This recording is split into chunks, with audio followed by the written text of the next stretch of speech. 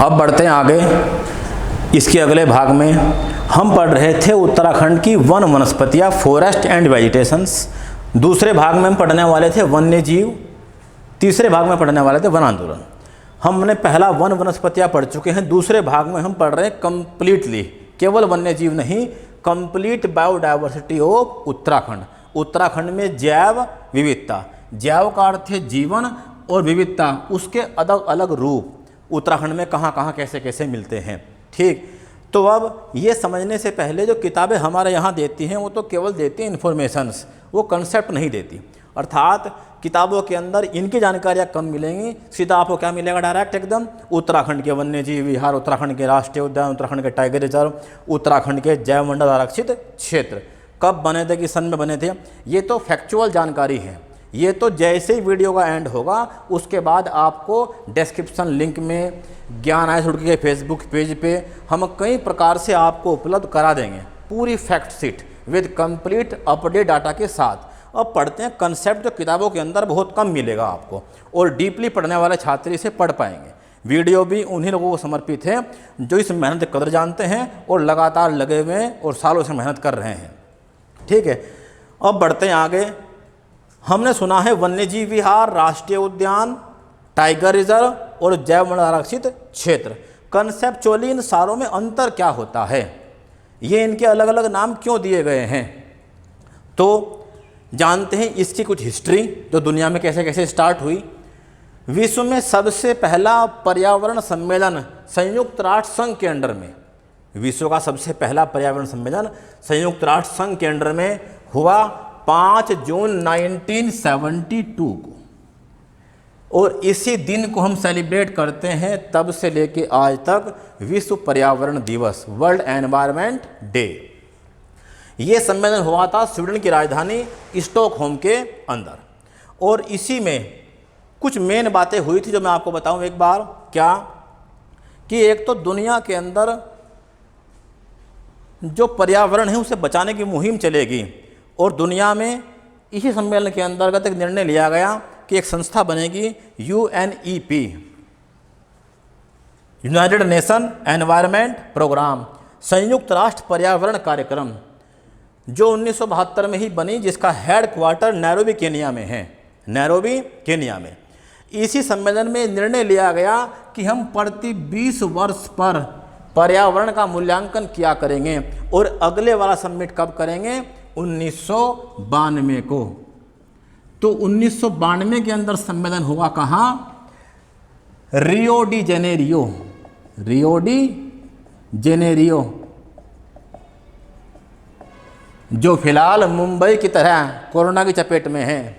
Mumbai, Moscow, New York और Rio de Janeiro, जहाँ Olympic games हुए थे ब्राज़ील के अंदर, और इसे पृथ्वी सम्मेलन नाम दिया गया क्योंकि पृथ्वी को बचाने के लिए सम्मेलन था। तो इसके बाद ये माना गया कि ये अवधि जो है हम कम करेंगे, जो अवधि कितनी है कि हम मूल्यांकन करा करेंगे 20 वर्ष में। अब कितने में कहा, इसके बाद इस पृथ्वी सम्मेलन में कहा गया कि अब करा करेंगे हम 10 वर्षों के पश्चात। 10 वर्ष बाद फिर सम्मेलन हुआ 2002 में, कहाँ, जोहान्सबर्ग। इसे भी सतत विकास सम्मेलन या पृथ्वी सम्मेलन नाम दिया गया। इसे कहते हैं अर्थ समिट। और 2002 Johannesburg, south Africa.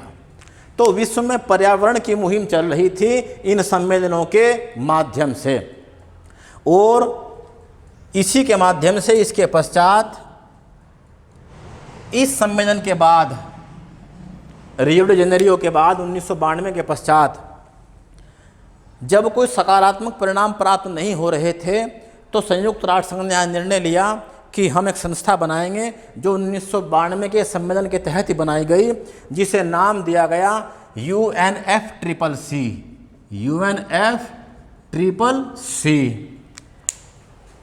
United nation framework convention on climate change, यानी जलवायु परिवर्तन पर एक फ्रेमवर्क बनेगा विश्व के सब राष्ट्रों को मिलाकर। और 1992 में यह संस्था बनी UNFCCC, और जो आज क्या करती है organise, COP, conference of parties. अर्थात क्या, दुनिया के देशों को एक मंच पे लाके ये प्रयास कर रही है कि कैसे इस ग्लोबल वार्मिंग, इस क्लाइमेट चेंज को रोका जा सके और विश्व के देश कैसे अपना कार्बन एमिशन कम कर सकें। और इसी के तहत ही 1995 से मीटिंग शुरू हुई और इन्हीं के परिणाम स्वरूप वर्तमान में पेरिस समझौता अस्तित्व में आया। दुनिया की वर्तमान की सबसे बड़ी पर्यावरण संधि पेरिस एकॉर्ड 2015 दिसंबर के अंतर्गत।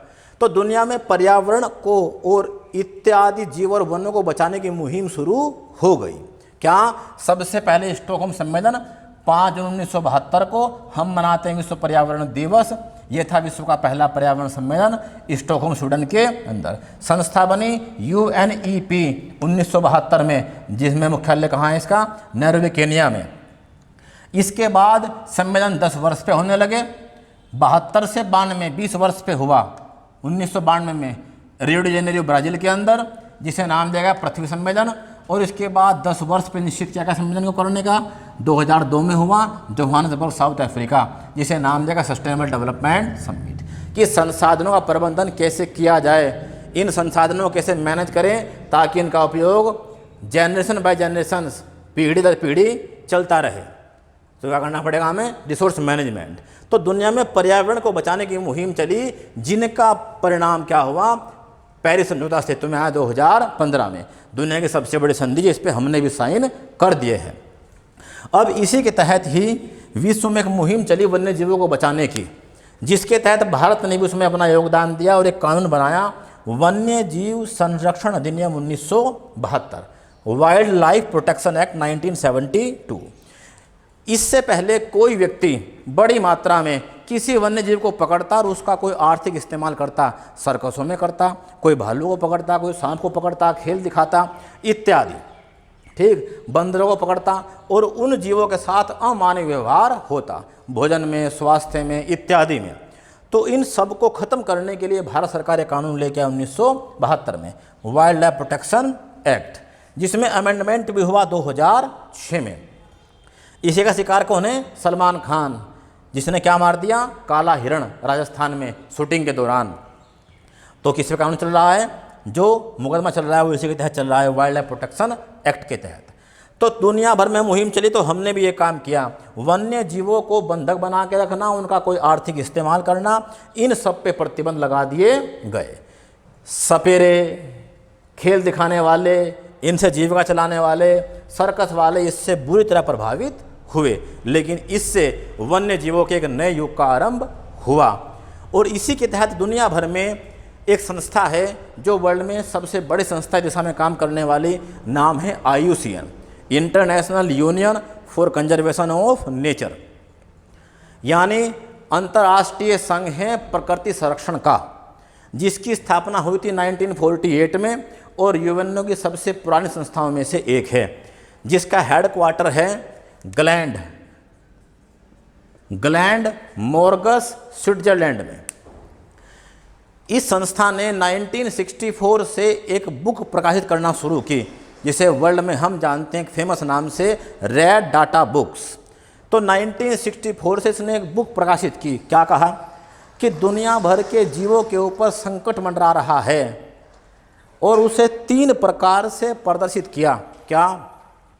कि दुनिया में ऐसे जीव जिनकी संख्या पर्याप्त है और जिन्हें की संरक्षण की कोई आवश्यकता नहीं है, वो बड़े आराम से सर्वाइव कर रहे हैं। तो उन्हें कहाँ रखा गया? हरे पन्नों के ऊपर, ग्रीन पेज के ऊपर। ऐसे जीव जो संकट में आने वाले हैं लेकिन अभी बचाने के लिए पर्याप्त समय है, अगर समय रहते हमने काम किया तो ऐसे प्रकार के जीवों को बचा पाएंगे। उन्हें कहाँ जगह दी गई उस पुस्तक में? पिंक, गुलाबी पन्नों के ऊपर। और ऐसे जीव जिन पे भयंकर खतरा मंडरा रहा है और जो अब फिलहाल संकटपन, सबसे गहरे संकट में हैं और विलुप्त होने कगार पे पहुंच चुके हैं, और कुछ तो विलुप्त भी हो चुके हैं, यानी 20-25 साल या 40-40 वर्षों से वो देखे ही नहीं गए हैं अब तक। ऐसे जीवों की 9 कैटेगरी बनाई गई हैं, ऐसे जीवों की 9 कैटेगरी बनाई गई हैं, अर्थात डाटा अवेलेबल नहीं है, इतने समय से दिखाई नहीं दिए हैं, अर्थात बहुत सारी चीज़ें इसमें दे दी गई हैं। तो अब दुनिया भर के देशों का ये कर्तव्य बन गया कि ऐसे जीवों को संरक्षण प्रदान किया जाए जो आज संकटपन प्रजातियों में शामिल हैं और जिन पर संकट मंडरा रहा है विलुप्त होने का। तो भारत ने भी दिशा में काम किया और according to wildlife protection act और according to international guidelines Bharat ने भी अपने यहाँ अलग अलग क्या शुरू किए, वन्य जीव विहार बनाने शुरू किए। अर्थात भारत में वन्य जीव विहार क्या हैं, ऐसे क्षेत्रों में कोई भी वन्य जीव रहता हो वो सबको संरक्षण प्रदान करते हैं। कोई भी वन्य जीव, किसी एक का नाम नहीं लिया गया। वन में रहने वाले जीव, अभ्यारण्य मतलब जंगल या वन, और विहार जहाँ वो रहते हों, अर्थात जो भी जीव वनों में रहेगा उसका संरक्षण किया जाएगा। और ऐसे जीवों के लिए सरकार शिकार इत्यादि से क्या देगी, उन्हें संरक्षण, उनका शिकार आदि होने नहीं देगी। तो ऐसे वन्य जीव विहारों की सीमाएं निर्धारित नहीं होती।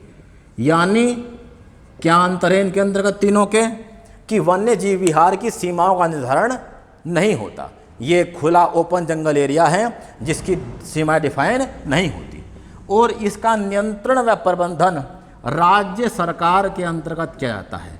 यानी इसका मैनेजमेंट चाहे नए वन्य जीव विहार बनाना हो, उनका प्रबंधन करना हो इत्यादि कौन देखती है, स्टेट गवर्नमेंट।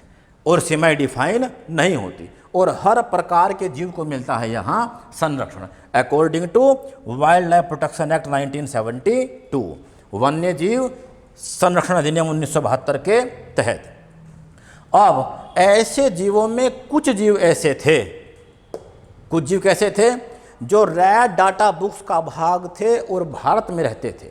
यानी ऐसे जीव जो संकट में आ चुके हैं या आने वाले हैं, ऐसे जीवों को बचाने के लिए भारत सरकार आगे आई और उसने क्या, नेशनल पार्क या राष्ट्रीय उद्यान बनाने शुरू कर दिए। और ऐसा भारत का पहला राष्ट्रीय उद्यान कौन बनाया गया, जिम कॉर्बेट नेशनल पार्क 1936। कहाँ, पौड़ी गढ़वाल और नैनीताल जिलों के अंतर्गत, जहाँ पश्चिमी रामगंगा नदी बहती है। पढ़ेंगे उसके बारे में आगे चल के। तो ऐसे जीवों को जो संकटपन प्रजातियों की लिस्ट में शामिल है, भारत सरकार चाहती है बचाना उनके मूल निवास स्थान पे जहाँ के वो रहने वाले हैं, अर्थात जंगल के रहने वाले हैं, तो उन्हें जंगल में जाके बचाना है। तो उसके लिए क्या बना दिए गए हैं, नेशनल पार्क। तो जब कोई पार्क बनेगा तो उसकी सीमाएं पूर्णतः क्या होंगी, निर्धारित। यानी इनकी सीमाएं पूर्णतः निर्धारित होती हैं और इन पे नियंत्रण किसका होता है, ये केंद्र सरकार या भारत सरकार के अंतर्गत आते हैं। तो इनकी घोषणा करना हो, इनका प्रबंधन करना हो, इनका फाइनेंस देखना हो, सब किसके अंडर में आता है, भारत सरकार के अंडर में, और सीमाएं वेल डिफाइन होती है। अब टाइगर रिजर्व, इन्हीं राष्ट्रीय उद्यानों में जहां टाइगर पर्याप्त मात्रा में रहता है, उन्हें बचाने के लिए एक अभियान चलाया गया, प्रोजेक्ट टाइगर। प्रोजेक्ट टाइगर कब, 1973 में, 1973 में, 1 अप्रैल 1973। अब इस टाइगर प्रोजेक्ट के तहत जिन नेशनल पार्कों में बाघ पर्याप्त मात्रा में था, उन्हें बाघ अभ्यारण्य या टाइगर रिजर्व बना दिया गया। और देश का पहला टाइगर रिजर्व भी कौन बना, जिम कॉर्बेट नेशनल पार्क को ही क्या बनाया गया, भारत का प्रथम टाइगर रिजर्व, देश का पहला टाइगर रिजर्व। और 48वां, 49वां और 50वां, 48वां टाइगर रिजर्व भी उत्तराखंड में ही है। कौन, Rajaji tiger reserve, Rajaji tiger reserve, जो भी पहले क्या था, एक नेशनल पार्क। तो ये बात ध्यान रखनी है, वन्य जीव विहार से कभी टाइगर रिजर्व नहीं बनते। किससे बनते हैं, राष्ट्रीय उद्यानों से, क्योंकि सेंट्रल गवर्नमेंट के अंडर का ये काम है, उसी का चला हुआ प्रोजेक्ट है।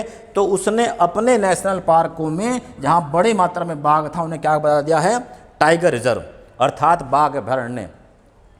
तो भारत का पहला टाइगर रिजर्व भी कौन बना, भारत का पहला national park Jim Corbett, Uttarakhand में ही है। दूसरा 48वां कहाँ है, राजा टाइगर रिजर्व। तो उत्तराखंड में 2 ही टाइगर रिजर्व हैं, जिम कॉर्बेट नेशनल पार्क और दूसरा राजी, दोनों क्या बन चुके हैं? Tiger reserve. एक पहला और एक देश में कौन सा स्थान है? 48वां। और 49, जो 49 टाइगर रिजर्व है, ओरांग आसाम, ओरांग असम राज्य में, और कामलांग अरुणाचल प्रदेश, अरुणाचल प्रदेश। ये कौन है? 49वां और 50वां टाइगर रिजर्व। यानी देश में कुल वर्तमान में मई 2020 तक 50 टाइगर रिजर्व हैं। 49वां ओरांग असम और 50वां कामलांग अरुणाचल प्रदेश। उत्तराखंड में कितने हैं? 2। अब अगर कहीं पर बड़ी मात्रा में कौन मिला? टाइगर। राष्ट्रीय उद्यानों में तो क्या नाम दिया गया? Tiger reserve. इन्हें काउंटिंग भी होते देख रेख भी होता है। एक व्यक्ति मिला शिकारी, जिसका नाम संसार चंद था, जिसने बड़ी मात्रा में भारत में बाघ का शिकार किया। लगभग हजारों बाघ मारे, 400 बाघ की खालें तो उससे प्राप्त हुई, और हजारों जीवों के अंग, जिसमें हाथी के सींग, गैंडे का सींग इत्यादि। तो तब जाके इसमें एक नई बॉडी बनाई गई जो भारत में अब प्रोजेक्ट टाइगर को देखती है और भारत के प्रत्येक टाइगर रिजर्व का प्रबंधन करती है, जिसका नाम है NTCA। यानी ये पीक बॉडी है under the prime minister of India, जो बनी थी दिसंबर 2005 में। दिसंबर 2005 में नेशनल टाइगर कंजर्वेशन अथॉरिटी, राष्ट्रीय बाघ संरक्षण प्राधिकरण, जिसका मुख्य उद्देश्य इस देश में बाघों का संरक्षण करना, उनकी संख्या में वृद्धि करना, उनका प्रबंधन करना इत्यादि, उसमें देश और विदेश तक का सहयोग प्राप्त करना। तो NTCA के तहत भारत में आज 50 टाइगर रिजर्व हैं, जिनका मैनेजमेंट कौन देख रही है? ये। और भारत में प्रतिवर्ष होती है हर 4 वर्ष पे, प्रतिवर्ष नहीं, प्रति 4 वर्ष पे होती है बाघ गणना। और वर्तमान में 2018 में क्या हुई है? बाघ गणना। विश्व वन्य जीव संस्थान, वाइल्ड लाइफ इंस्टीट्यूट देहरादून इसे करता है ऑर्गेनाइज अंडर द NTCA। और वर्तमान में 2967 बाघ भारत में हैं, जबकि संपूर्ण विश्व में केवल 4500 बाघ हैं और भारत में कितने बाघ हैं? 2967 लेटेस्ट। ठीक, अर्थात भारत में बाघ की संख्या में निरंतर वृद्धि हो रही है। और 29 जुलाई को मनाया जाता है अंतर्राष्ट्रीय बाघ दिवस, 29 जुलाई। लगभग विश्व के 80% से अधिक बाघ हमारे पास है, और विश्व के 14 कंट्री में ही केवल बाघ मिलते हैं। अर्थात विश्व में पूरे नॉर्थ अमेरिका, पूरे साउथ अमेरिका, यूरोप, ऑस्ट्रेलिया, इन क्षेत्रों में बाघ लगभग नगण्य हैं, और केवल एशिया व अफ्रीका में ही बाघ मिलता है। तो किसी को बाघ देखना हो तो भारत आना पड़ेगा। और विश्व में सर्वाधिक बाघ घनत्व, 1 किलोमीटर में बाघों की संख्या, the tiger density in 1 square kilometre कहाँ है सर्वाधिक पूरे विश्व में? जिम कार्बेट के अंदर। अर्थात भारत में सर्वाधिक बाघ मध्य प्रदेश में हैं, नंबर 2 कर्नाटक, और उत्तराखंड का नंबर 3 है। यानी नंबर 1 भारत में सर्वाधिक बाघ कर्नाटक, सर्वाधिक बाघ मध्य प्रदेश 526, दूसरे नंबर पे कर्नाटक 524, और तीसरे पे उत्तराखंड 442 बाघ लेटेस्ट। अर्थात हम ये चाहते हैं कि 2022 तक जो बाघ की संख्या है उसे दुगना कर दिया जाए। नंबर 1 मध्य प्रदेश, नंबर 2 कर्नाटक और नंबर 3 उत्तराखंड। उत्तराखंड में कितने बाघ? 442, उसमें सर्वाधिक बाघ कहाँ हैं? जिम कार्बेट के अंदर। और 2022 तक इन्हें दुगना करने का प्रयास किया जा रहा है। तो हमने बात की वन्य जीव विहार, इनकी सीमाएं डिफाइन नहीं होती हैं और किसके कंट्रोल में होते हैं? स्टेट गवर्नमेंट के। जो राष्ट्रीय उद्यान है इनकी सीमाएं डिफाइन होती हैं, बिल्कुल निर्धारित होती हैं, और कौन देखभाल करता है इनके प्रबंधन? भारत सरकार। इन्हीं राष्ट्रीय उद्यानों में जहां संकटपन प्रजाति के रूप में कौन रहता है? बाघ, वहां क्या चला दिया गया है? टाइगर प्रोजेक्ट 1973 से, जिसे अब कौन कर रहा है handle, NTCA, national tiger conservation authority, और जो हर 4 साल पे वाइल्ड लाइफ इंस्टीट्यूट देहरादून के माध्यम से जनगणना करती है बाघों की, इनकी धारियाँ बाघों की और पैरों के पंजे इन आदि के माध्यम से, कैमरा फुटेज, ड्रोन कैमरा आदि के माध्यम से हर 4 साल पे। और according to latest census of tiger 2018 भारत में 2967 बाघ हैं और अंतर्राष्ट्रीय बाघ दिवस मनाते हैं 29 जुलाई को। जब से क्या शुरू हुआ, अंतर्राष्ट्रीय बाघ सम्मेलन सेंट पीटर्सबर्ग से, और विश्व के 80% बाघ हमारे पास है। सर्वाधिक मध्य प्रदेश में, नंबर 2 कर्नाटक में, नंबर 3 उत्तराखंड में 442 बाघ। इसी प्रकार से इन्हीं राष्ट्रीय उद्यानों में जहाँ बड़ी मात्रा में हाथी रहता हो वहाँ क्या चला दिया गया है, हाथी प्रोजेक्ट। तो उन्हें क्या बना दिया गया है, एलिफेंट रिजर्व। और हाथी प्रोजेक्ट शुरू हुआ कब, 1992 पलामू सिंहभूमि झारखंड, 1992 पलामू सिंहभूमि झारखंड से एलिफेंट रिजर्व या एलिफेंट प्रोजेक्ट, हाथी प्रोजेक्ट। तो उत्तराखंड में भी 2 जिम कॉर्बेट और राजाजी दोनों ही किस में भी चुने गए हैं, हाथी प्रोजेक्ट में भी चुने गए हैं। जैसे बाघ गणना होती है प्रति 4 वर्ष पे, ऐसे हाथी गणना होती है कब, प्रति 5 वर्ष पे। और लेटेस्ट कब हुई थी, 2017 में, और जिसके अनुसार भारत में 29964 यानी लगभग 30,000 हाथी भारत में है। सर्वाधिक कर्नाटक में और नंबर 2 केरल में। इसकी क्लिप वगैरह भी आपके ग्रुप में अपलोड कर दी जाएगी। केरल में 6049 हाथी हैं, आसाम में 5719 और 3 केरला। यानी नंबर 1 कर्नाटक, नंबर 2 आसाम और नंबर 3 केरल।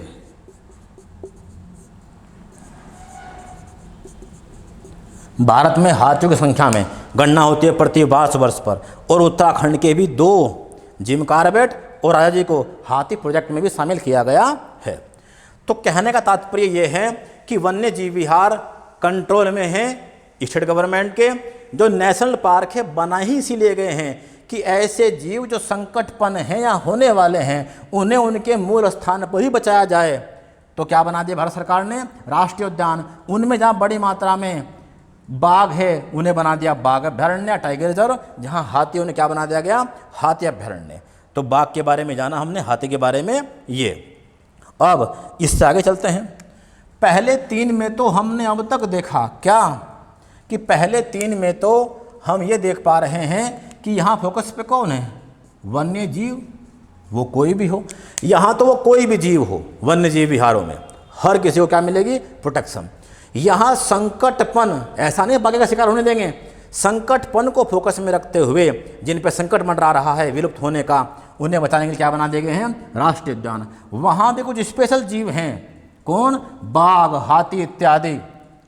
उन्हें बचाने के लिए क्या बना दिए गए हैं, बाघ अभ्यारण्य या हाथी अभ्यारण्य, टाइगर प्रोजेक्ट और हाथी प्रोजेक्ट के अधीन। तो पहले 3 में वन्य जीव फोकस पे है। और आगे, यदि वन्य जीव के साथ साथ, यदि वन्य जीव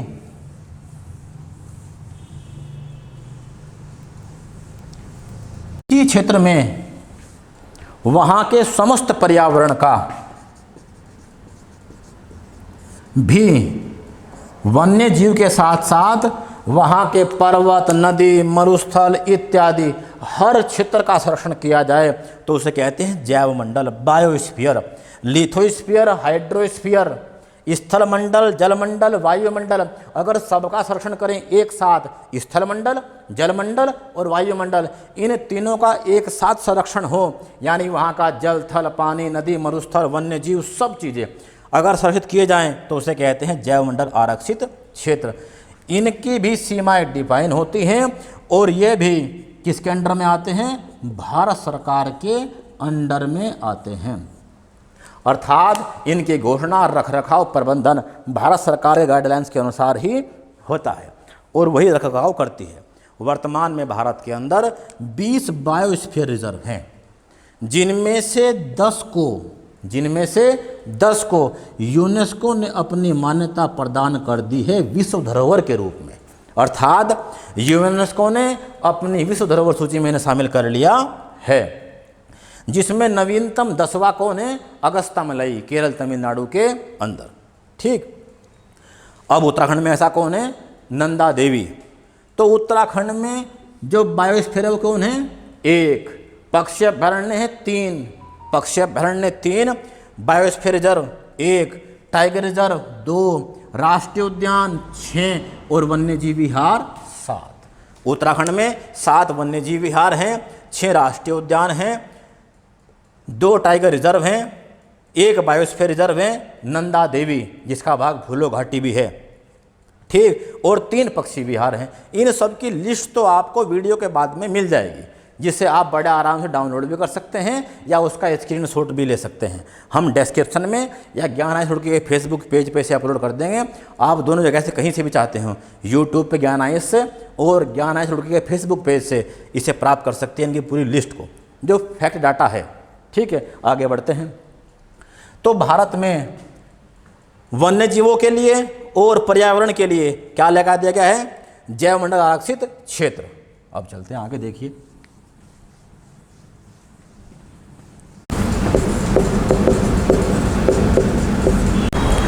अब देखते हैं आगे उत्तराखंड की जैव विविधता। तो हमने अब तक पढ़ा कि वन्यजीव विहार, राष्ट्रीय उद्यान, टाइगर रिजर्व, जैव मंडल आरक्षित क्षेत्र, इन सब में क्या अंतर है और इनके पीछे बैकग्राउंड के कानून या हिस्ट्री क्या है विश्व की, वो IUCN की हो या किसी अन्य की हो। तो भारत सरकार ने इस प्रकार की जैव विविधता, अलग अलग रूपों की प्रजातियों की विविधता, जीवन को बचाने के लिए 2002 में कानून बना दिया है, बायोडायवर्सिटी एक्ट 2002। इसके तहत जो जैव विविधता का संरक्षण हो रहा है वो 2 रूप में हो रहा है। क्या? In situ and ex situ. क्या मतलब? यदि किसी जीव को उसके मूल स्थान पर ही संरक्षण प्रदान किया जाए तो उसे कहते हैं इन सीटू, अंतः संरक्षण, अर्थात जहां वो वास करता है अपने अंतःवास में उसे वहीं संरक्षण दिया जाए, इन सीटू। उसी का उदाहरण कौन थे?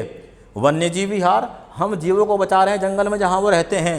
राष्ट्रीय उद्यान, जो संकटपूर्ण प्रजातियों उन्हें बचा रहे हैं कहाँ? जो उनके मूल स्थान हैं। टाइगर रिजर्व, हाथी रिजर्व, जैव मंडल आरक्षित क्षेत्र, वहाँ का पूरा पर्यावरण से लेके हर चीज़ को, अर्थात ये चीज़ें क्या हैं? इन सीटू का उदाहरण, अर्थात जैव विविधता संरक्षण अधिनियम, जीवों को उनके मूल स्थान पर ही बचाना। लेकिन किसी कारण से कुछ जीव ऐसे हैं जो बहुत शर्मीले हैं और जंगल में एक कहावत है, no free lunch available in jungle, जंगल में फ्री में कोई लंच देता नहीं है, यानी वहाँ ऊर्जा प्राप्त करने के लिए ऊर्जा खपत करनी पड़ती है, यानी हर जीव को भागदौड़ करने के बाद ही कुछ मिलेगा। क्या है?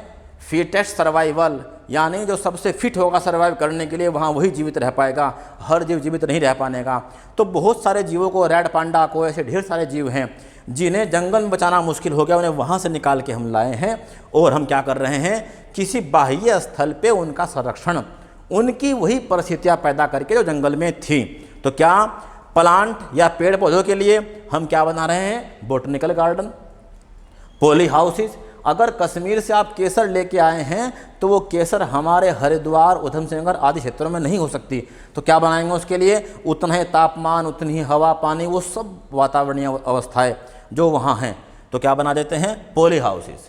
और उसके बाद भी उसे स्टोर करके रख ले, भविष्य में इससे और नस्लें पैदा कर सकें, क्लोनिंग कर सकें। क्या? जीन बैंक, उसका DNA और जीन ही हमने क्या कर लिया है? स्टोर। ठीक, बोटनिकल गार्डन, पॉली हाउस और जीन बैंक उदाहरण किसके हैं? एक्स सीटू के। फॉर प्लांट, पेड़ पौधों के लिए, पादप के लिए, जंतुओं के लिए, एनिमल्स के लिए क्या बनाते हैं? जू। बहुत सारे जानवर बहुत कम मात्रा में हैं, वो सफ़ेद बाघ हो या अन्य हो, उन्हें वहाँ से निकाल के लाए और कहाँ रख दिया हमने? चिड़ियाघरों में, आदर्श अवस्थाओं में, अर्थात क्या? उनके खाने पीने रहने की सब अवस्थाएँ, हर चीज़ की। Zoological gardens. ठीक, संरक्षण केंद्र, जैसे हमारा कस्तूरी मृग संकट में है, वहाँ नहीं बच पा रहा है शिकारियों से और अन्य जीवों से, उसे हम बाहर निकाल के लाए, में क्या बनाएं? संरक्षण केंद्र। क्या बनाएं? प्रजनन केंद्र, काचुला खर्क में, कस्तूरी मृग आदि का। कहाँ? अस्कोट में। तो संरक्षण केंद्र, प्रजनन केंद्र, कंजर्वेशन सेंटर, रिप्रोडक्शन सेंटर और जीन बैंक, इनका भी जीन और डीएनए हमने इकट्ठा करके रख लिया। क्यों रख लिया? पता लगा हमारे पास केवल एक नर ही बच गया है, तो अगर हमने जीन रखा हुआ है किसी मादा का तो हम फिर से रिप्रोडक्शन कर सकते हैं। अर्थात हमने हर प्रकार के जीवों के जीन को भी संग्रह करने का काम कर दिया है। तो जीवों को बचाना, क्या बचाना? पूरी कंप्लीट बायोडाइवर्सिटी को। उसका कानून 2002 में आया। संरक्षण कैसे हुआ? इन सिटू और एक्स सिटू के रूप में। अब संपूर्ण दुनिया में ऐसे स्थल जहां जैव विविधता बहुत ज़्यादा है, उन्हें डॉक्टर नॉर्मन मायर्स ने क्या नाम दे दिया है? हॉटस्पॉट। इन 1988 डॉक्टर नॉर्मन मायर्स ने विश्व के ऐसे स्थलों को जहां पर जैव विविधता बहुत ज़्यादा है, उन्हें हॉटस्पॉट नाम दिया है। हॉट का मतलब यहाँ गर्म से नहीं है, अधिक प्रजातियों से है। और इसके स्टैंडर्ड या मानक 2 बनाए गए हैं। क्या? कि किसी स्थल पर यदि कम से कम 1500 से अधिक तो प्रजातियां निवास करती हों, 1500 प्लस प्रजातियां, स्पीसीज, और उन प्रजातियों ने क्या उस क्षेत्र का 75% एरिया कवर किया हुआ हो, यानी वे प्रजाति उस क्षेत्र के 75% एरिया पर रहती हों। तो यदि कोई स्थल इन 2 मानकों को पूरा कर देता है तो उसे नाम देते हैं hotspot, according to doctor Norman Myers from 1988। तो विश्व में 34 हॉटस्पॉट हैं और भारत में कितने हैं? 3 हॉटस्पॉट। अर्थात जहां बायोडाइवर्सिटी बहुत ही ज़्यादा है, अलग अलग प्रजातियां पेड़ पौधों की और जीवों की। पहला उत्तर हिमालय, जहां हमारा हिमालय वाला क्षेत्र है, मध्य हिमालय का क्षेत्र। दूसरा उत्तर पूर्वी हिमालय, नॉर्थ ईस्टर्न हिमालयाज। और तीसरा वेस्टर्न घाट। 3 तो भारत में है हॉटस्पॉट। अगर किसी प्रकार की प्रजातियां जीवों की, वनस्पतियों की, मुख्य चट्टानों की इत्यादि की अलग अलग प्रजाति सागर में कहीं मिलती हों तो उसका नाम क्या होता है? उसे कहते हैं ब्लू स्पॉट। तो भारत में एक ब्लू स्पॉट भी है। बहुत सी किताबें से कहाँ काउंट कर देती हैं? हॉट स्पॉट में, जबकि इसमें अंतर है। अर्थात यदि सागरीय भाग में जीव विविधता, जैव विविधता बड़ी मात्रा में मिलती हो तो उसे देते हैं ब्लू स्पॉट नाम। और ऐसा कहाँ है? अंडमान निकोबार में। तो 3 हॉट स्पॉट है भारत में, एक ब्लू स्पॉट है। और बायोडाइवर्सिटी बचाने के लिए इन सिटू और एक्स सिटू के तहत कार्य किए जा रहे हैं। और इसके पश्चात उत्तराखंड के वन्यजीव विहार जो 6 हैं, जो 7 हैं, वन्यजीव विहार 7 हैं, राष्ट्रीय उद्यान 6 हैं, टाइगर रिजर्व 2 हैं और हाथी रिजर्व भी 2 हैं, जिनमें शामिल किया गया है इन्हें। और एक है कौन? जैव मंडल आरक्षित क्षेत्र। और 3 है कौन? पक्षी अभयारण्य या पक्षी विहार। इन तीनों की जानकारी आपको इसी वीडियो के अंत में हम फाइल कर रहे हैं अपलोड, जिसे आप आराम से देखना। आप चाहें तो उसका स्क्रीनशॉट लेना, आप चाहते हैं उसे डाउनलोड करना, जैसी आपकी इच्छा हो। ठीक है, तो यहाँ तक हमने आज एक टॉपिक पूरा किया। उसी स्लाइड में आपको वन आंदोलनों की लिस्ट भी पूरी मिल जाएगी। जो फैक्चुअल जानकारी है डाटा के फॉर्म में आपको मिल जाए, और कंसेप्चुअल जानकारी हम दें आपको जो किताबों में नहीं है। तो आप सब ने ये चीज़ देखी, इसका मूल्यांकन कीजिएगा। कोई सुझाव होगा तो उसका स्वागत है। हम आगे भी आपके साथ हैं तन मन से। और बहुत सारी शुभकामनाएं सभी को। ज्ञान IAS का फेसबुक पेज और यूट्यूब चैनल से आपको समझ जानकारी मिलती रहेगी। आने वाली वीडियोज़ में इससे भी अच्छे लेक्चर्स रिकॉर्ड किए जाएंगे। आप सभी को शुभकामनाएं। धन्यवाद बहुत बहुत।